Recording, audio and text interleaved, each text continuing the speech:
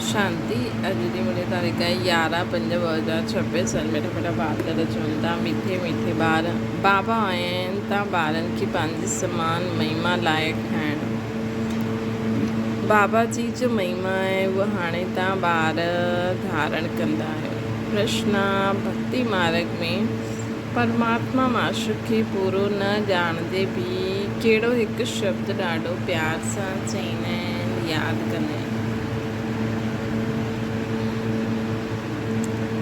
ॾाढो प्यार सां चईंदा आहिनि, यादि कंदा आहिनि, हे माशूक तव्हां जॾहिं ईंदा त असां सिर्फ़ु तव्हांखे यादि कंदासीं। ॿियो सभिनि सां बुद्धि योग तोड़े तव्हां सां गॾु जोड़ंदासीं। हाणे बाबा चईंदा आहिनि ॿार मां आयो आहियां, तव्हां देही अभिमानी ठहो। तव्हांजो पहिरियों फ़र्ज़ु आहे प्यार सां बाप खे यादि करणु। ओम शांति। मिठे मिठे जीव जी आत्माउनि खे परम पिता परमात्मा जंहिं हाणे ये शरीर लोन वरितो आहे उहो वेई सम्झाइनि था कि मां साधारण बूढ़े तन में ईंदो आहे, अची करे ॾाढो ॿारनि खे पढ़ाईंदो आहे। ब्रह्मा मुख वंशावली ब्राह्मण ॿारनि खे ई सम्झाईंदो आहे। ज़रूरु मुख द्वारा ई सम्झाईंदमि, ॿियो कंहिंखे सम्झाईंदमि। चईंदा आहिनि ॿार मुख द्वारा ई सम्झाईंदमि ऐं कंहिंखे सम्झाईंदमि। चईंदा आहिनि ॿार तव्हां मूंखे भक्ति मार्ग में ॾाढो सॾु कंदा आया आहियो। हे पतित पावन भारत ख़ासि दुनिया आम सभु मूंखे सॾु कंदी आहे। भारत ई पावन हुयो, बाक़ी सभु शांति धाम में हुया। ॿारनि खे स्मृति में रखिणो खपे कि सत्य त्रेता कंहिंखे चइबो आहे, द्वापर कलयुग कंहिंखे चइबो आहे, हुन में केरु केरु राज्य कंदा हुया। तव्हांजी बुद्धि में पूरी नॉलेज आहे। जीअं बाप खे रचना जे आदि मध्य अंत जो ज्ञान आहे, वैसे तव्हांजी बुद्धि में बि आहे। बाप जो ज्ञान ॾींदा आहिनि उहो ॿारनि में बि ज़रूरु हुजणो खपे। बाबा अची करे ॿारनि खे आप समान ठाहींदा आहिनि। जेतिरी बाप जी महिमा ओतिरी ॿारनि जी। बाबा ॿारनि खे जास्ती महिमावान ठातो अथई। हमेशह सम्झो कि शिव बाबा इन्हनि द्वारा असांखे सेखारींदा आहिनि। आत्मा ई हिक ॿिए सां ॻाल्हियूं कंदी आहे न, परंतु मनुष्य देह अभिमान थियण जे कारण सम्झंदा आहिनि फलानो पढ़ाईंदो आहे। वास्तव में चईंदी सभु कंदी सभु आत्मा ई आहे। आत्मा ई पाठ वॼाईंदी आहे। देही अभिमानी ठहिणो आहे। घड़ी घड़ी पंहिंजे खे आत्मा सम्झणो आहे। जेसिताईं पंहिंजे खे आत्मा न सम्झंदव त बाप खे बि यादि न करे सघंदव, भुलिजी वेंदव। तव्हां सां पुछंदा आहिनि तव्हां कंहिंजा ॿार आहियो त चईंदा आहियो शिव बाबा जा। विजिटर्स बुक में बि लिखियलु आहे तव्हांजो बाप केरु आहे, त झटि देह जे बाप जो नाम ॿुधाईंदा आहिनि। अच्छा, हाणे देही जे बाप जो नाम ॿुधायो त कोई श्री कृष्ण कोई हनुमान जो नाम लिखी छॾंदा आहिनि, या त लिखंदा असां न ॼाणंदा आहियूं।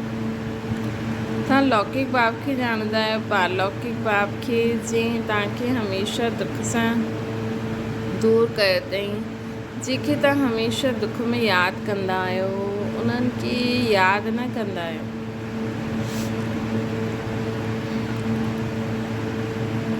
चईंदा आहिनि हे भॻवान उन्हनि खे ॼाणंदा न आहियो, जेके दुख में हमेशह यादि कंदा आहियो उनखे ॼाणंदा न आहियो। चईंदा आहिनि हे भॻवान रहम करो, हे भॻवान हिकु ॿार ॾियो, मांगदा त आहियो न। हाणे बाप बिल्कुलु सहज ॻाल्हि ॿुधाईंदा आहिनि। तव्हां देह अभिमान में ॾाढो रहंदा आहियो, हिन करे बाप जे वरसे जो नशो न चढ़ंदो आहे। तव्हांखे त ॾाढो नशो चढ़णो खपे। भक्ति कंदा ई आहिनि भॻवान सां मिलण लाइ। यज्ञ तप दान पुण्य आदि करणु, इहे सभु भक्ति आहे। सभु हिकु बाप खे यादि कंदा आहिनि। बाबा चईंदा आहिनि मां तव्हांजो पतियुनि जो पति, बापनि जो बाप, सभु बाप भॻवान खे यादि कंदा ज़रूरु आहिनि। आत्मायूं ई यादि कंदियूं आहिनि। भले चईंदा बि आहिनि प्रकृति जे विच चमकंदो आहे जब सितारो, परंतु इहे बिग़ैर सम्झ जे चई छॾंदा आहिनि। रहस्य जो कंहिंखे कुझु पतो न आहे। तव्हां आत्मा आहियो, न ॼाणंदा आहियो त आत्मा जे बाप खे कीअं ॼाणे सघंदा। दीदार त थींदो ई आहे भक्ति मार्ग में। भक्ति मार्ग में पूजा जे लाइ वॾो वॾो लिंग रखी छॾींदा आहिनि। श्री अगरि बिंदी जो रूप ॾेखारनि त कोई सम्झी न सघे। इहे महीन ॻाल्हियूं आहिनि। परमात्मा जेके अखंड ज्योति स्वरूप चईंदा आहिनि, मनुष्य चईंदा आहिनि, उन्हनि जो कोई वॾो रूप आहे। ब्रह्म समाजी मठ वारा ज्योति के परमात्मा चईंदा आहिनि। दुनिया में इहे कंहिंखे पतो न आहे कि परमपिता परमात्मा बिंदी आहिनि त मुंहिंजी पई न अगरि कंहिंखे ईअं ॿुधायो त। ॿार बि चईंदा आहिनि बाबा कंहिंखे यादि करो। असां त ॿुधियो हुयो वॾो लिंग आहे, उन्हनि खे यादि कबो आहे। हाणे बिंदी खे कीअं यादि करो? अरे तव्हां आत्मा बि बिंदी, बाप बि बिंदी, आत्मा खे सॾु कंदा आहिनि, उहे ज़रूरु हिते अची करे वेहींदा। भक्ति मार्ग में बि साक्षात्कार आदि थींदो आहे। इहे सभु भक्ति आहे। भक्ति बि हिक जी कंदा आहिनि। ॾाढनि खे भॻवानु ठाहे छॾियो अथनि। भगत जो भक्ति कंदा रहंदा आहिनि, उन्हनि खे भॻवानु कीअं चईंदासीं? अगरि परमात्मा सर्वव्यापी चईंदा आहिनि त पोइ भगति कंहिंजी कंदा आहिनि? सो बि भिन्न प्रकार जी भक्ति कंदा आहिनि। बाप सम्झाईंदा आहिनि ॿार ईअं न सम्झो कि असांखे अनेक वर्ष जीअणो आहे। हाणे समय ॾाढो नज़दीक ईंदो वेंदो आहे। निश्चय रखिणो आहे। बाबा खे ब्रह्मा द्वारा स्थापना कराइणी आहे। बाबा ख़ुदि चईंदा आहिनि मां हिन द्वारा तव्हांखे सृष्टि जे आदि मध्य अंत जो राज ॿुधाईंदो आहे। ॻाईंदा बि आहिनि ब्रह्मा द्वारा स्थापना। इहे न ॼाणंदा आहिनि कि नई दुनिया खे विष्णुपुरी चइबो आहे, अर्थात विष्णु जा 2 रूप राज्य कंदा आहिनि। कंहिंखे पतो न आहे कि विष्णु केरु आहे।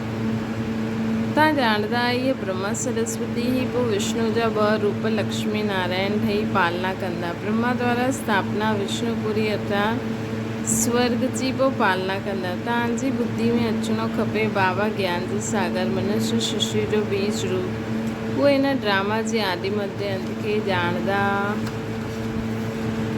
आहिनि।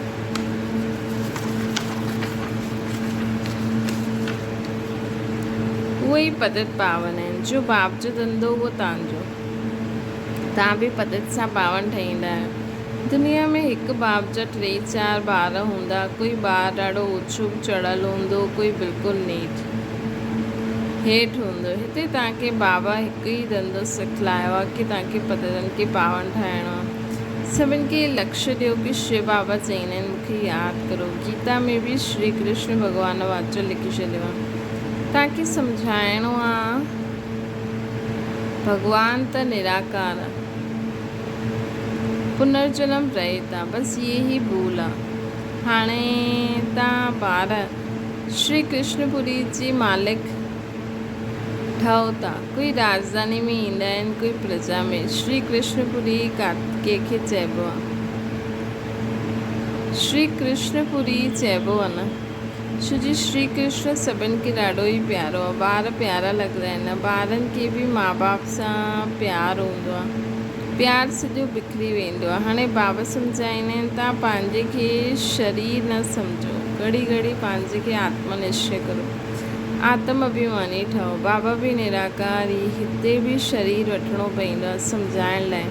बिगर शरीर त सम्झाए न सघंदासीं। तव्हांखे त पंहिंजो शरीर आहे। बाबा पोइ लोन वठंदा आहिनि। बाक़ी हिननि में प्रेरणा आदि जी कोई ॻाल्हि न आहे।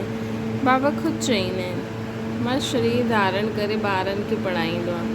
छो जी तव्हांजी आत्मा जो हाणे तमो प्रधान ठही वई।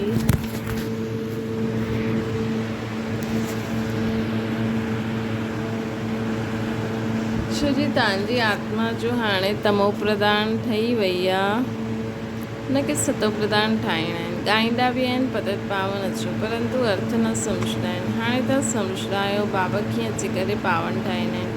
इहे बि तव्हां ॼाणंदा आहियो सत्युग में सिर्फ़ु असांजो ई नंढो झाड़ हूंदो, तव्हां स्वर्ग में वेंदव। बाक़ी जो एतिरा खंड आहिनि उन्हनि जो नाम निशान न हूंदो। भारत खंड ई स्वर्ग हूंदो। परमपिता परमात्मा ई अची करे हेवन जी स्थापना कंदा आहिनि। हाणे हेल आहे, प्राचीन भारत खंड ई आहे जिते देवी देवताउनि जो राज्य हुयो। हाणे न आहे। उन्हनि जा हिते मंदर आहिनि, चित्र आहिनि। त भारत जी ई ॻाल्हि आहे न, इहा कोई बि भारतवासियुनि जी बुद्धि में न ईंदो आहे कि भारत स्वर्ग हुयो, ये लक्ष्मी नारायण मालिक हुया, ॿियो कोई खंड न हुयो। हाणे त अनेक धर्म अची विया आहिनि, भारतवासी धर्म भ्रष्ट कर्म भ्रष्ट थी विया आहिनि। श्री कृष्ण के श्याम सुंदर चई रही हैं, परंतु अर्थ न सम्झाईंदा आहिनि। बरोबर ये सांवरो हुयो, चईंदा आहिनि श्री कृष्ण के सर्प ॾिसईं त सांवरो थी वियो। हाणे उहो त सतयुग जो प्रिंस हुयो, कीअं कारो हूंदो। हाणे तव्हां इहे ॻाल्हियूं सम्झंदा आहियो। श्री कृष्ण जा माउ बाप बि हाणे पढ़नि था। माउ बाप सां उत्तम श्री कृष्ण ॻाल्हि आहे। माउ बाप जो कोई नाम न आहे, न त जे माउ बाप सां अहिड़ो ॿारु पैदा थियो, उहो माउ बाप बि प्यारा हुजणु खपनि, परंतु न। महिमा सॼी राधे कृष्ण जी आहे। माउ बाप जी कुझु न आहे। तव्हांजी बुद्धि में ज्ञान आहे, ज्ञान ॾींहुं भक्ति राति, अंधियारी राति में ठोकरियूं खाईंदा रहंदा आहिनि। हाणे तव्हां ॿारनि खे सम्झायो आहे, घरनि में रहो, इहे सर्विस बि कंदा रहो। कोई खे बि सम्झायो त अधु कलब जा आशिक आहियो, हिकु माशूक जा भक्ति मार्ग में। हाणे उन्हनि खे यादि कंदा आहिनि त आशिक ठहिरिया न, परंतु माशूक खे पूरा ॼाणंदा न आहिनि। यादि ॾाढो प्यार सां कंदा आहिनि। ही माशूक जॾहिं तव्हां ईंदव, असां सिर्फ़ु तव्हांखे यादि कंदासीं, सभिनि सां बुद्धि योग तोड़े तव्हां सां गॾु जोड़ंदासीं। इहे त ॻाईंदा हुया न, परंतु बाबा सां असांखे छा वरसो मिलंदो, इहे कंहिंखे पतो न आहे। हाणे बाप सम्झाईंदा आहिनि, तव्हां देही अभिमानी ठहो, बाप खे यादि करिणो आहे। तव्हां ॿारनि जो पहिरियों फ़र्ज़ु आहे। ॿार हमेशह बाप खे, बची हमेशह माउ खे यादि कंदी आहे। हमजी इंसान, ॿारु सम्झाईंदो आहे, असां बाप जा वारिस ठहींदासीं। बची थोरी चईंदी, उहो त सम्झदी असांखे पीअर घर सां ससुर घर वञिणो आहे। हाणे तव्हांजो निराकार साकार पीअर घर आहे। सॾु बि कंदा आहिनि, हे परम पिता परमात्मा रहम करो, दुख हरो सुख ॾियो, असांखे लिबरेट करो, असांजो गाइड ठहो। परंतु उन्हनि जो अर्थ वॾा वॾा विद्वान आचार्य बि न ॼाणंदा आहिनि। बाप त सर्व जो लिबरेटर आहे, उहो ई सभिनि जो कल्याणकारी आहे। बाक़ी उहो पंहिंजो ई कल्याण न करे सघंदा आहिनि त ॿियनि जो छा कंदा।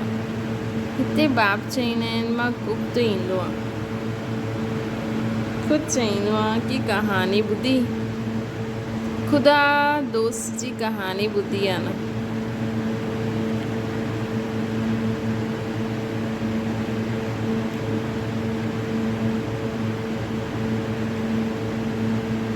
हाणे इहो पुल आहे कलयुग ऐं सतयुग जे विच जो, हुन पार वञिणो आहे। हाणे ख़ुदा त बाप आहे, दोस्त बि आहे, माता पिता शिक्षक जो पाठ बि वॼाईंदा आहिनि। हिते तव्हांखे शिक्षा हूंदी आहे। साक्षात्कार थींदो आहे त जादू जादू चईंदा आहिनि। साक्षात्कार त नौदा भक्ति वारनि खे बि थींदो आहे। ॾाढी तिखा भगत हूंदा आहिनि। दर्शन ॾियो, न त असां गलो कटे छॾींदासीं।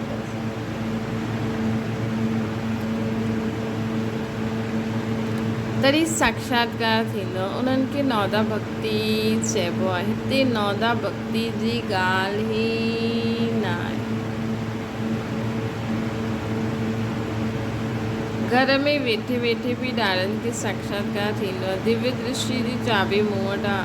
अर्जुन खे बि मां दिव्य दृष्टि ॾिनी हुई। ये विनाश ॾिसो, पंहिंजो राज्य ॾिसो। हाणे मामिकाऊं यादि करो त इहे ठहींदव। हाणे तव्हां सम्झंदा आहियो विष्णु केरा। मंदरु ठाहिण वारा ख़ुदि न ॼाणंदा आहिनि। विष्णु द्वारा पालना, 4 भुजाउनि जो अर्थ आहे 2 भुजा मेल, 2 भुजा फीमेल। विष्णु जा 2 रूप लक्ष्मी नारायण, परंतु कुछ भी समझदा न आहे।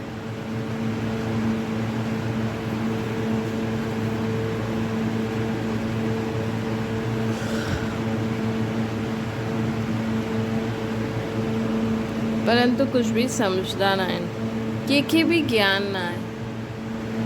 न शिव बाबा जो न विष्णु जो। पहिरियों पहिरियों बाबा जो आकर्षण हुयो, ॾाढा ईंदा हुया। शुरूआत में सॼो आंगन भरिजी वेंदो हुयो।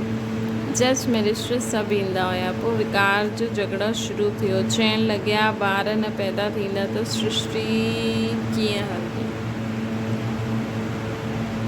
इहे त सृष्टि वधण जो क़ाइदो आहे। गीता जी ॻाल्हि बि भुलिजी विया आहिनि। भॻवान वत्स कामा शत्रु हुन ते जीत पाइणी आहे। चवण लॻिया स्त्री पुरुष ॿई इकठा अचनि त उन्हनि खे ज्ञान ॾियो, अकेले खे न ॾियो। हाणे ॿई बि अचनि त ॾियूं न। ॾिठो ॿिन्हिनि खे इकठो बि ॾिनो त कोई ज्ञान वठंदा आहिनि, कोई न वठंदा आहिनि। तकदीर में न हूंदो त छा कंदा। हिकु हंस हिकु बगुलो।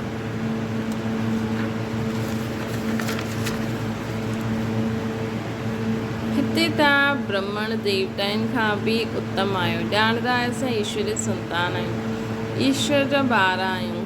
हुते स्वर्ग में तव्हांखे इहे ज्ञान न रहंदो, न उहा निराकारी दुनिया मुक्ति धाम में हूंदो, तॾहिं इहे ज्ञान हूंदो। इहे ज्ञान शरीर सां गॾु ई ख़तमु थी वेंदो। हाणे तव्हांखे ज्ञान आहे, हिकु बाबा पढ़ाइनि था। हाणे इहे खेल पूरो थी वियो। सभु एक्टर्स हाज़िर आहिनि, बाबा बि आया आहिनि। दैवी आत्मायूं बि ईंदी न ईंदियूं। जॾहिं सभु अची वेंदियूं तॾहिं विनाश ईंदो। उहो सभिनि खे पाप सां गॾु वञिणो आहे। सभिनि खे वञिणो आहे पत दुनिया खे, सभिनि खे वञिणो आहे पत दुनिया जो विनाश थियणो ई आहे। अच्छा मीठे मीठे सिकिलरे ॿारनि प्रति माता पिता बाप दादा जो यादि प्यार ऐं गुड मॉर्निंग। रूहानी बाप जी सभिनि रूहानी ॿारनि खे नमस्ते। असांजी बि रूहानी माता पिता बाप दादा खे यादि प्यार गुड मॉर्निंग और नमस्ते। थाना जे लाइ मुख्य सार पतित सां पावन ठाहिण जो धंधो जो बाबा जो आहे उहो तव्हांखे करिणो आहे। सभिनि खे लक्ष्य ॾियणो आहे कि बाबा खे यादि करो, पावन ठहो। ॿियो आहे इहो ब्रह्मण जीवन देवताउनि खां बि उत्तम जीवन। असां नशे में रहणो आहे, असांखे न नशे में रहणो आहे। बुद्धि जो योग ॿियो सभिनि सां तोड़े हिकु माशू खे यादि करणो। वरदाना त्याग ऐं स्नेह जी शक्ति द्वारा सेवा में सफलता प्राप्त करण वारा स्नेही सहयोगी ठहो। जी शुरू में नॉलेज जी शक्ति कम हुई, लेकिन त्याग और स्नेह के आधार ते सफलता मिली। बुद्धि में ॾींहुं राति बाबा ऐं यज्ञ तरफ़ लगी रही। जिगर सां निकिरंदो हुयो बाबा ऐं यज्ञ। हिन स्नेह सां सभी खे सहयोग में लायो। हिन शक्ति सां केंद्र बि ठहिया। साकार ब्रह्मा सां बि साकार स्नेह सां ई मनमना भव ठहिया। साकार स्नेह ही सहयोगी ठातो। हाणे बि त्याग और स्नेह जी शक्ति सां खैराव विझो त सफलता मिली वेंदी। स्लोगन आहे फ़रिश्तो ठहिणो आहे त व्यर्थ बोल व डिस्टर्ब करण वारे बोल सां मुक्त ठहो। कोई अव्यक्त इशारो, कोई भी ॻाल्हि अची ईंदी आहे, चाहे प्रकृति जी चाहे व्यक्ति, ॿई अचल डोल स्थिति थिया, ॿई अचल स्थिति जे आसन खे जरा बि हिलाए न सघे। कोई भी ॻाल्हि चाहे प्रकृति या व्यक्ति असांजे अचल स्थिति जे आसन सां असांखे हिलाए न सघे। एतिरा पक्का आहियो न। जे ॾिसो शरीर आसन ते टिकी न सघंदो आहे त हलचल कंदो आहे। ईअं मन हलचल त न कंदो आहे। चाहे प्रकृति द्वारा शरीर खे निंड थी अचे ऐं तव्हां मन तव्हांजो हलचल में अची वियो न। सदा अचल अडोल, जरा भी हलचल न हुजे। अगरि कॾहिं हलचल ऐं कॾहिं अचल आहे त सिंघासन बि कॾहिं मिलंदो कॾहिं न मिलंदो। अच्छा ओम शांति। बाबा खे यादि करो।